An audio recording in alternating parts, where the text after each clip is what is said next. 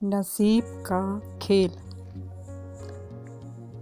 मोतियों के एक व्यापारी थे जिनका नाम मोहन था, जिन्होंने धीरे धीरे अपने कारोबार को बड़े पैमाने पर बढ़ाया।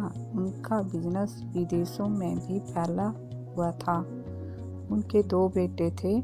एक बेटा राजीव मेहनती और ईमानदार था और दूसरा बेटा रमेश घमंडी और बेईमान था।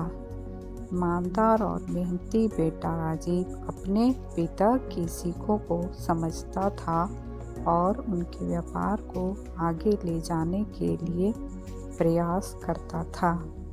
उसने पापा की मदद करने के लिए विभिन्न कारोबारी नीतियों को सीखा और उन्हें अपने व्यापार के लिए उपयोग में लाने का प्रयास किया।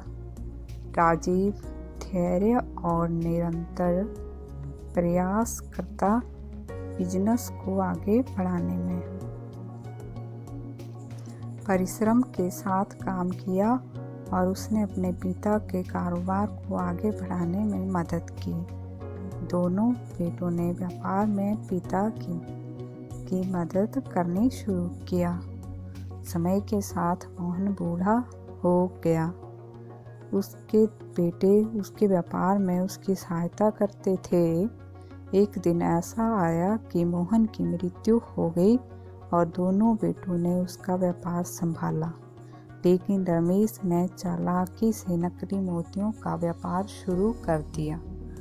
राजीव को पहले ज़्यादा समझ नहीं आया, लेकिन धीरे धीरे वह भी समझ गया।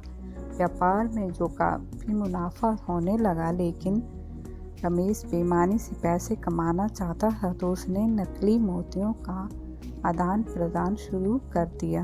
लेकिन वह राजीव के हिस्से का व्यापार भी हड़पना चाहता था, तो उसने बंटवारे की जिद की।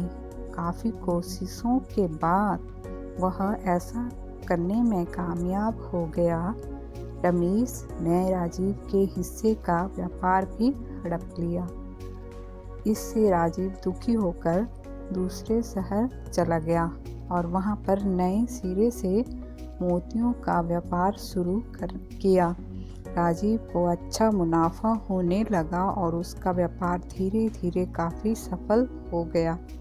दूसरी तरफ रमेश का व्यापार डूबने लगा, क्योंकि सभी को नकली मोतियों के बारे में पता चल गया। कोई भी उसके साथ व्यापार करने के लिए तैयार नहीं होता। धीरे धीरे उसका व्यापार डूबने लगा और एक दिन नौबत इतनी आ गई कि उसे अपना दुकान और घर सब बेचना पड़ा। जब राजीव को इन बातों का पता चला, तो वह उसके पास गया और सारी बातें भूलकर उसकी सहायता की और उसे अपने साथ आने के लिए कहा। रमेश पहले तो मना करता रहा, लेकिन ज़्यादा जिद करने के बाद वहाँ आ गया, उसके साथ रहने लगा। इस तरह से उसे अपने कर्मों की सज़ा मिल गई। जो जैसा कर्म करता है, भगवान उसी के अनुसार फल देते हैं। उसने अपने भाई को धोखा दिया था, भगवान ने उसको उसका फल दे दिया।